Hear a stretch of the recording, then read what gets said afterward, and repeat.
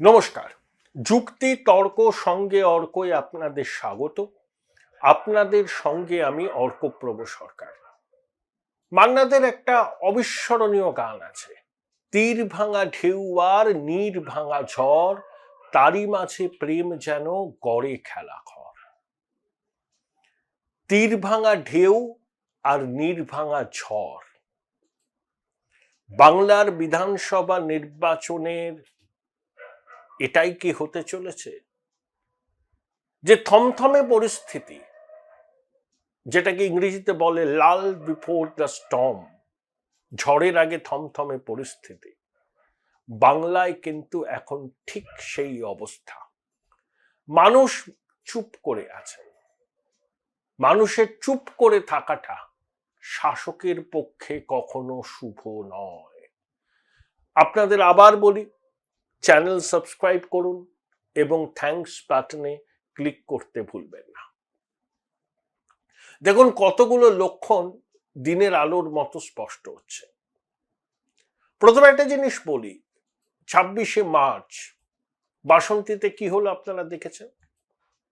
তৃণমূল এই বিজেপি প্রার্থী বিকাশ সর্দার প্রচারে বেরিয়েছিল।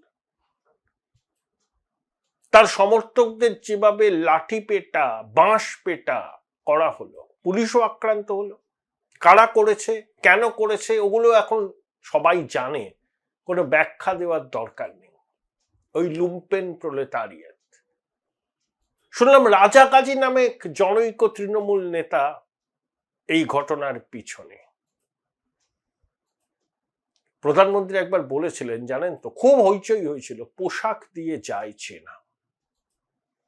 তখন সবাই রে রে করে উঠেছিল, প্রধানমন্ত্রী ঘৃণা ভাষণ চালাচ্ছেন ইত্যাদি ইত্যাদি। ছবি তো দেখলেন আপনারা।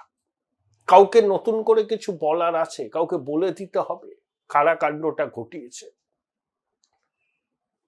বাংলার বিস্তীর্ণ অঞ্চলে, বিশেষ করে দক্ষিণ উত্তর 24 পরগনায় বিস্তীর্ণ অঞ্চলে কার্যত জঙ্গল রাজ চলছে। লুম্পেন প্রলেতারিয়েত তাপিয়ে বেড়াচ্ছে। এই দক্ষিণ 24 পরগনার ডায়মন্ড হারবার থেকে খোকাবাবু 7.5 লাখ ভোটে যেতেন না। আজকে যেটা বাসন্তীতে হলো, অতীতে সেটা ফলতায় হয়েছে, অন্য জায়গায় হয়েছে। বহু মানুষ তাদের ভোটাধিকার প্রয়োগ করতে পারেনি। যে ছবি সারাদিন টেলিভিশনের পর্দায় ভেসে বেড়ালো, শাসকের পক্ষে সেটা কি খুব সুবিধা হলো? আপনি তোষণ করবেন, আপনার ভোট ব্যাংককে আপনি কনসলিডেট করবেন, এসব ঘটনা দেখেও দেখবেন না, কিন্তু এইসব ঘটনা ঘটলে তার ব্যাকল্যাশ হয়। উল্টো দিকে যারা আছেন তারাও কিন্তু সঙ্গবদ্ধ হয়। শুধু সীমান্তবর্তী জেলাগুলোতে নয়, এবার হিন্দু কনসলিডেশন কুচবিহার থেকে কাকদ্বীপ সর্বত্র হবে, এবং যে মাত্রায় হবে কোনো বিশ্লেষক তার আগাম পূর্বাভাস করতে পারবেন না।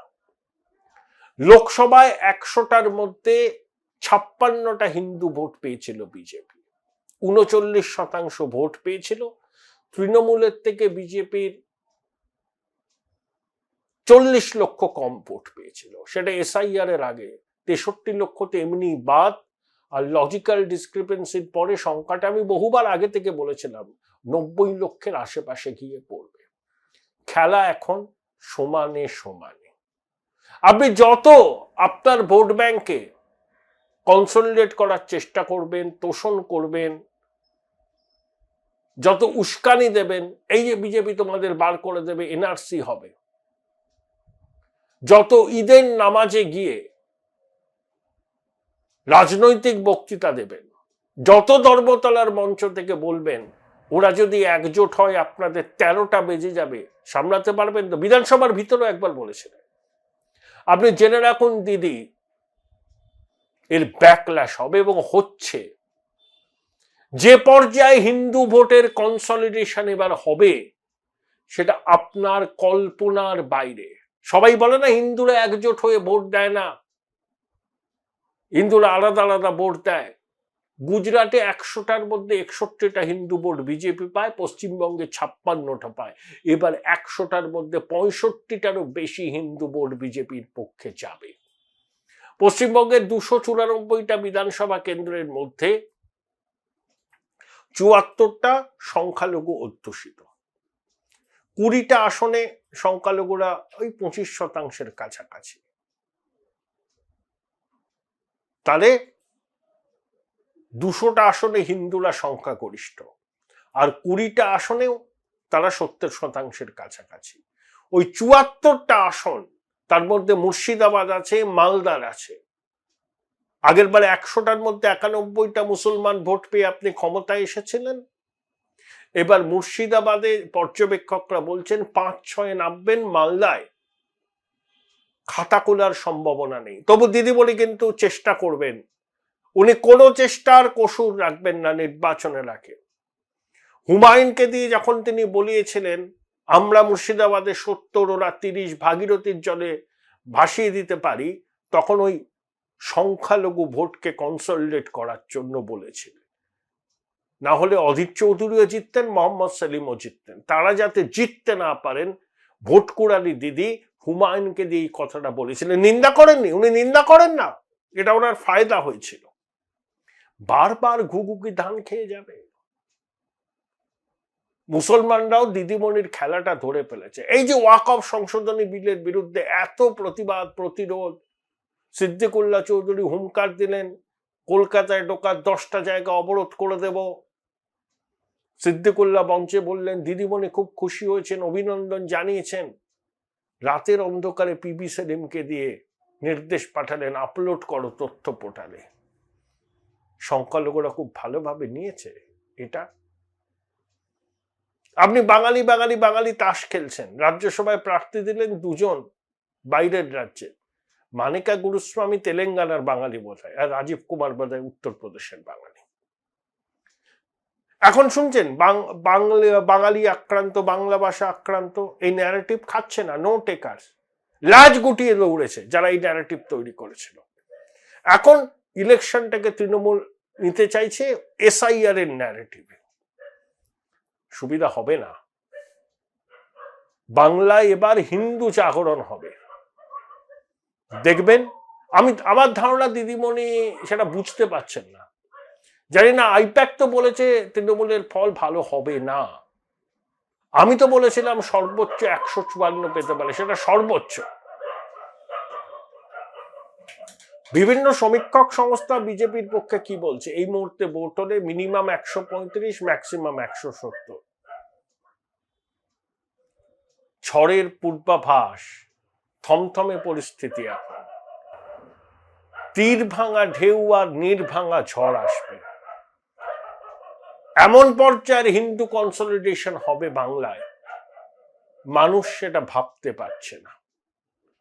এবং সেই হিন্দু কনসলিডেশন এই মাত্রায় হলে ঝড়ের মুখে উড়ে যাবে তৃণমূল।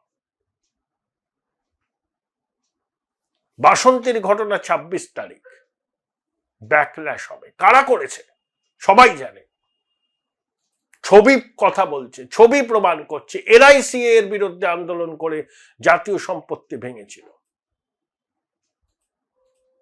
এরাই ওয়াকফ সংশোধনী আইনের প্রতিবাদে অশান্তি ঘটিয়েছিল শামসেরগঞ্জে, মোথাবাড়িতে। কেন্দ্রীয় বাহিনী কোথায় গেল?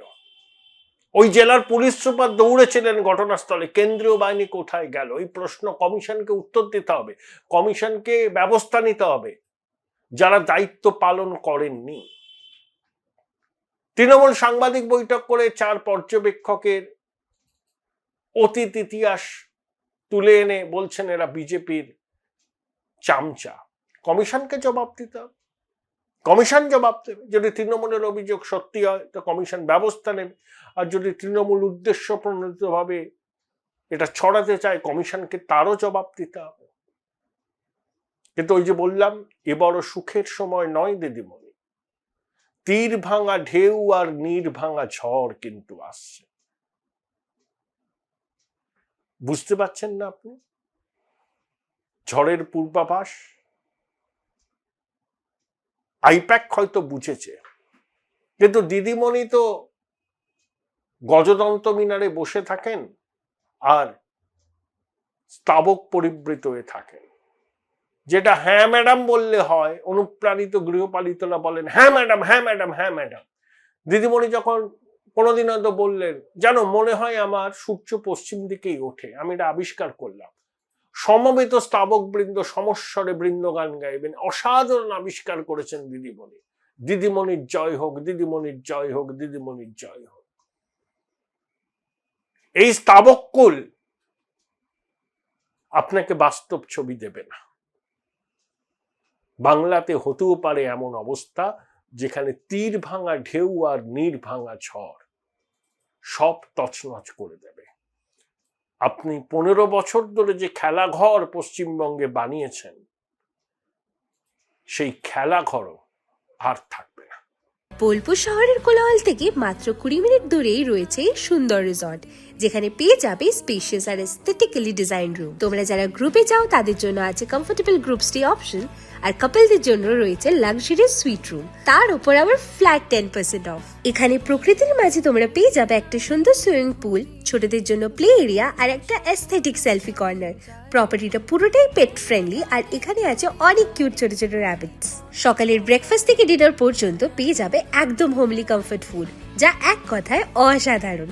বেঙ্গলি কুইজাইনের সাথে সাথে পেয়ে যাবে চাইনিজ আর নর্থ ইন্ডিয়ান অপশন। বিকেলে বনফায়ারের আলো, বন্ধুদের সাথে আড্ডা আর খোলা আকাশের নিচে গ্রাম বাংলার হাওয়া, পুরোটাই এক অপরূপ অনুভব। তাহলে বলো তোমরা কবে প্ল্যান করছো এই পিসফুল এসকেপটা? And don't forget to follow Miss Cupcake for more such travel updates.